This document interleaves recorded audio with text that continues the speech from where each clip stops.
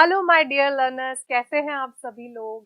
I am doctor Neha Purohit, your teacher for this video, and I welcome you all to this course English grammar for competitive exams. अभी तक हमने जितने भी videos देखे उसमें एक चीज बार बार उभर के आ रही है, उसको हम कहते हैं सब्जेक्ट और verb. And believe me, the topic that I'm going to deal with today is one of the most important topics of English grammar, जो सेकेंड क्लास के बच्चे से लेके एक कॉम्पिटिटिव एग्जाम के एस्पिरेंट तक पूछा जाएगा।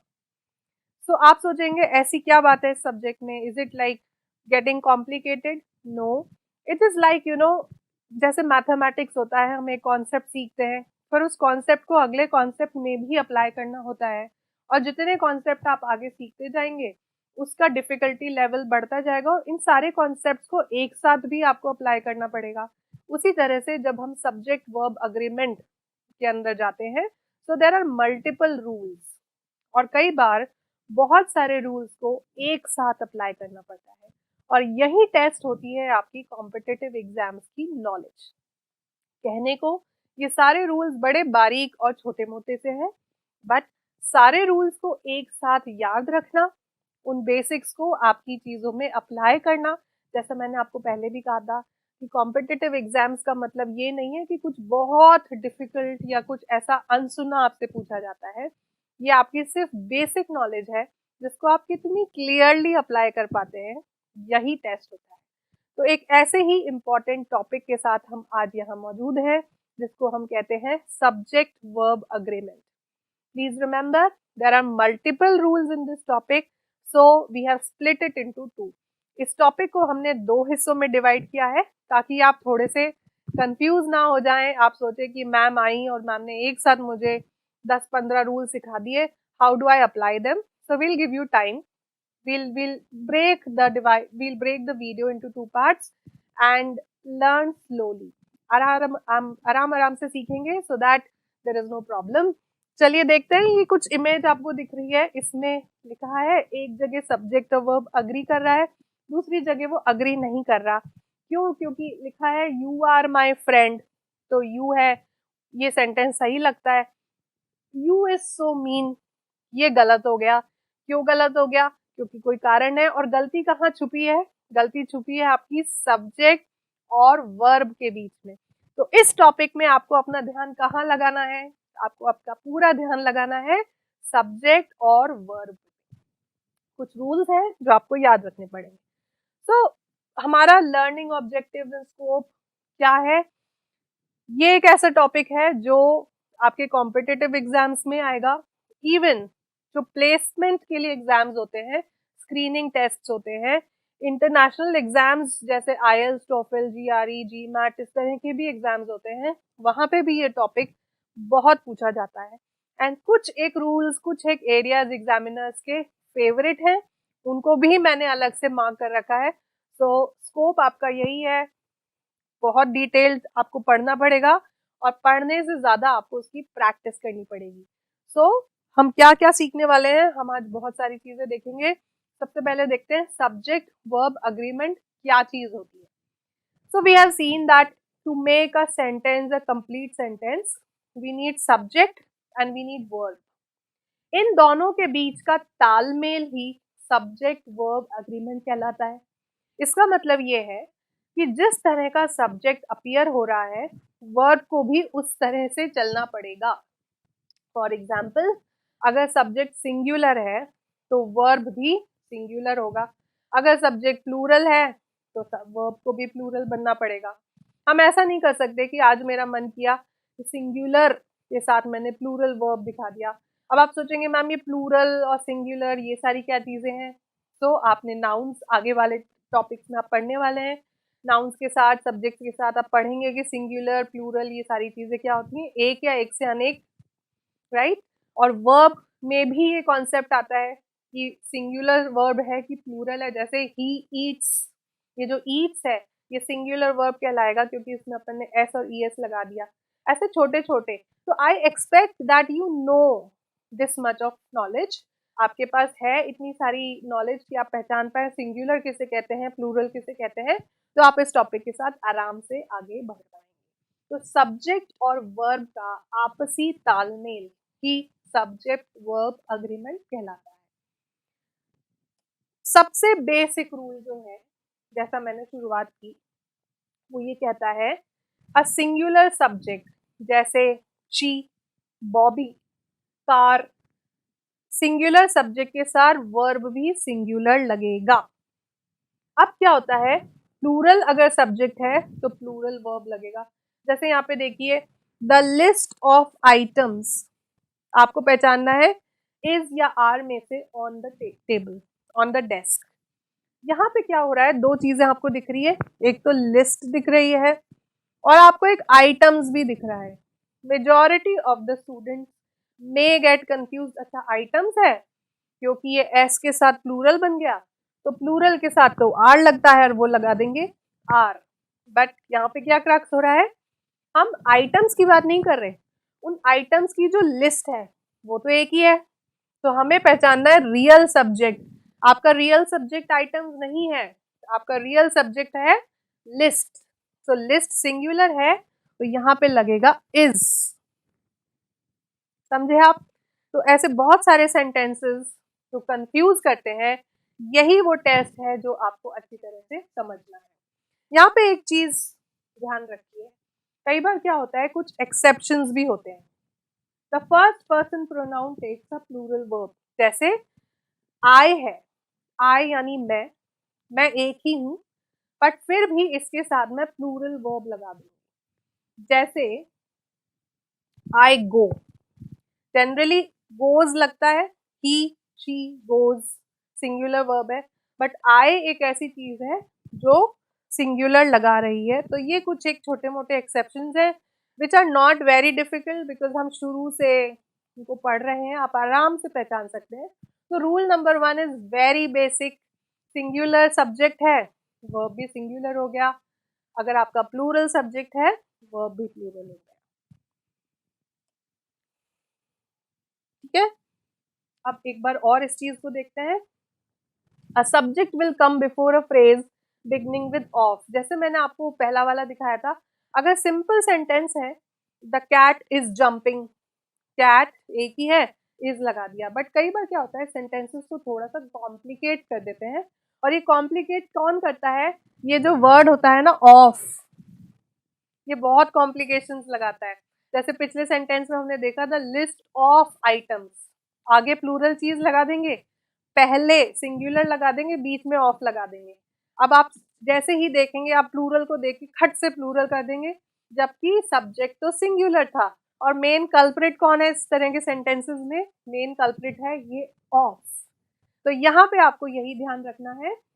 अब बुके ऑफ येलो रोजेस, देखिए बुके मतलब होता है गुलदस्ता, ये एक ही है, ऑफ बीच में लग गया और रोजेस है। तो हमने पढ़ा सेंटेंस, जितने लोग सबसे जल्दीबाजी में हेस्टीली बिना ध्यान दिए पढ़ते हैं ना, वो हमेशा इस तरह के सेंटेंसेस में ट्रैप हो जाते हैं। रोजेस को देखा, प्लूरल दिख गया, आगे हमने प्लूरल वर्ब लगा दिया, बट आपका सब्जेक्ट तो बुके है, बुकेज नहीं, that is why it is a singular one. तो ये वाला जो रूल है वो ये कहता है कि ये जो कल्प्रेट है ना ऑफ, इससे थोड़ा बच के चलिए। जहां पे भी आपको ये दिखे, थोड़ा सा ध्यान दीजिए कि मेरा रियल सब्जेक्ट है क्या। इसके बाद चलिए आते हैं रूल नंबर 2 पे। कई बार क्या होता है, 1 + 1 2 हो जाता है, उसी तरह से 2 सिंगुलर सब्जेक्ट्स जब एक साथ जोड़ दिए जाएं तो क्या होगा, हो सकता है प्लूरल हो जाए। बट आपको ये देखना पड़ेगा कि बीच में क्या आ रहा है। अगर बीच में और, आइदर और, नाइदर नॉर, ये चीजें दिखें तो आपको क्या करना है, आपको सिंगुलर लगाना है। देखिए मैंने यहाँ पे इस जगह मार्क कर रखा है वेरी इंपॉर्टेंट, कोई तो रीजन होगा कि हमने इसको वेरी इंपॉर्टेंट की कैटेगरी में डाला है। वेरी इंपॉर्टेंट ये इसलिए है कि इसमें थोड़े से एक्सेप्शंस है, थोड़ी सी चीजें ऐसी हैं जिनको बहुत ढंग से समझने की जरूरत है। माई आंट और माई अंकल, यहाँ पे 2 सब्जेक्ट मिले, उनको बीच में हमने जोड़ दिया और से। और ये कहता है कि जब और, आइदर और, नाइदर नॉर, इस तरह की चीजें आए तो आप सिंगुलर लगा दीजिए। वही इन्होंने किया, इज अराइविंग। बट यहाँ पे देखने वाली क्या चीज है, माई आंट, मतलब जो आंटी है, चाची हो सकती है, मामी हो सकती है, वो एक ही है, और अंकल भी एक ही है।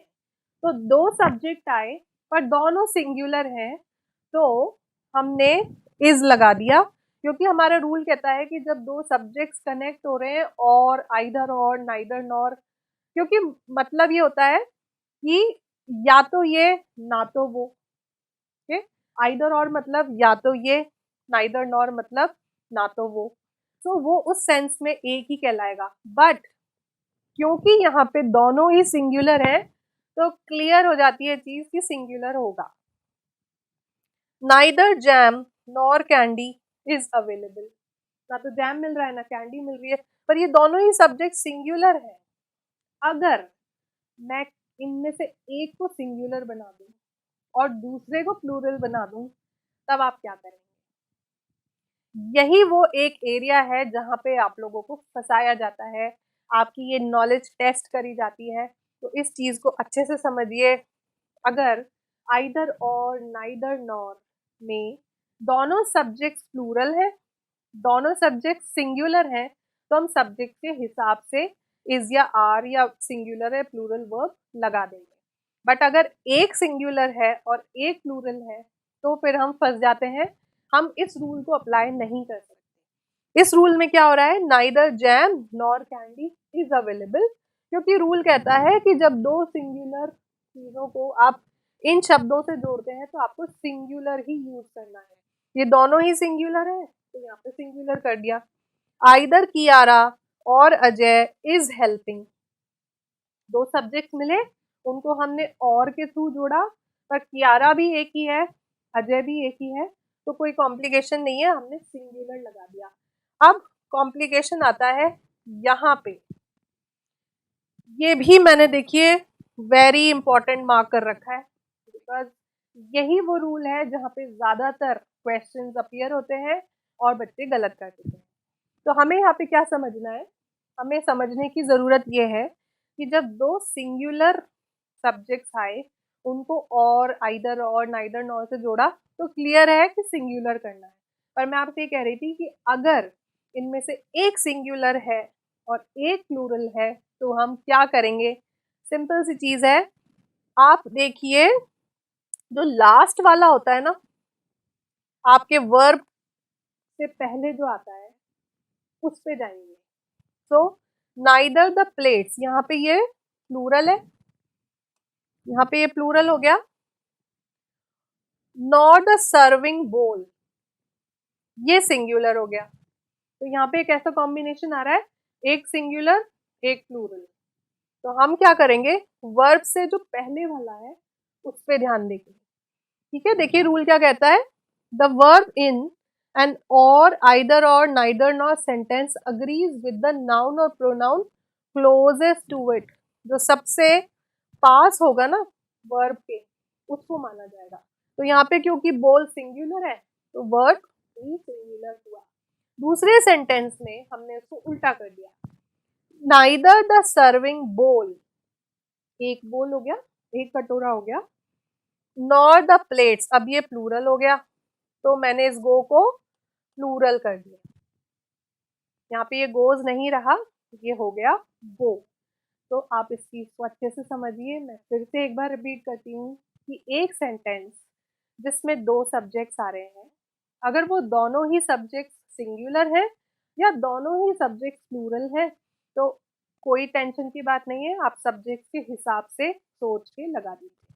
बट अगर एक सब्जेक्ट प्लूरल है और एक सब्जेक्ट आपका सिंगुलर है, तो हम वर्ड से जस्ट पहले सबसे पास वाला जो सब्जेक्ट आएगा ना, उसके हिसाब से लगाएंगे। है ना, कितना सिंपल रूल, ज्यादा कॉम्प्लिकेशन है ही नहीं, जो सबसे पास में है उसको चुन लो। तो दिखने में ये बहुत डिफिकल्ट लगता है, बट अगर आप प्रैक्टिस करेंगे तो दिस इज वेरी इजी, बहुत आसान है। अब आते हैं रूल नंबर 4 पे। Rule number 4 is also very very simple. I hope आपने पहले के 3 रूल्स समझ लिए हैं, they are not very difficult. Rule number 4 पे आगे बढ़ते हैं। ये कहता है as a general rule use a plural verb with 2 और more subject when they are connected by and. पिछले वाले में क्या हो रहा था, 2 सब्जेक्ट्स आ रहे थे पर कनेक्ट हो रहे थे और, आइदर और, नाइदर नॉर। अब 2 सब्जेक्ट आ रहे हैं पर उन्हें कनेक्ट कर रहा है एंड का मतलब होता है और। तो यहाँ पे ये 1 + 1 2 हो गया, यहाँ पे 1/1 नहीं रहा, यहाँ पे 1 + 1 2 हो गया, तो प्लूरल हो गया। A car and a bike are my means of transportation. तो 2 सब्जेक्ट्स हैं and both are different, that is why are. But subject verb agreement की बात हो और एक्सेप्शंस की बात नहीं हो, रूल्स के आगे रूल्स ना हो, तो इसे सब्जेक्ट वर्ब अग्रीमेंट कहेंगे कैसे? सो यहाँ पे क्या एक्सेप्शन है, यहाँ पे ये कहते हैं कि सब्जेक्ट अगर 2 अलग अलग हैं, वो एंड से जुड़ते हैं तो ठीक है, आप उन्हें अलग मान लीजिए। बट अगर वो दोनों चीजें एक ही आइडिया को कन्वे कर रही हैं तो वो एक माना जाएगा। जैसे breaking and entering is against the law, मतलब ताला तोड़ के घुस जाना। तो ताला तोड़ना, घुसना, जबरदस्ती, ये दोनों चीजें एक ही आइडिया को कन्वे कर रही हैं। दैट इज वाई इन्होंने इस चीज को क्या माना, इसको एक ही सब्जेक्ट मान लिया। Is bread and milk is a simple breakfast. Bread और मिल्क को जब हम साथ में खा रहे हैं ब्रेकफास्ट मान के, तो वो एक ही आइडिया कन्वे हो रहा है। That is why it is not are. In these sentences, breaking and entering and bread and milk are compound nouns. 2 चीजें मिलके एक नाउन बनाया है। ओके, अब आ गया रूल नंबर 5। रूल नंबर 5 को 2 पार्ट्स में डिवाइड कर रखा है, 5A एंड 5B। चलिए देखते हैं ये क्या कहता है। Sometimes the subject is separated from the verb, such as, कई बार क्या होगा, सब्जेक्ट आएगा, बीच में कुछ एक पार्ट आ जाएगा, फिर वर्ब आएगा। ये कौन से वर्ड्स होते हैं?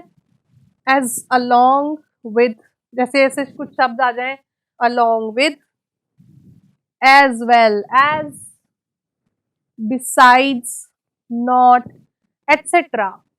तो आपको क्या करना है, these words and phrases are not the part of subject.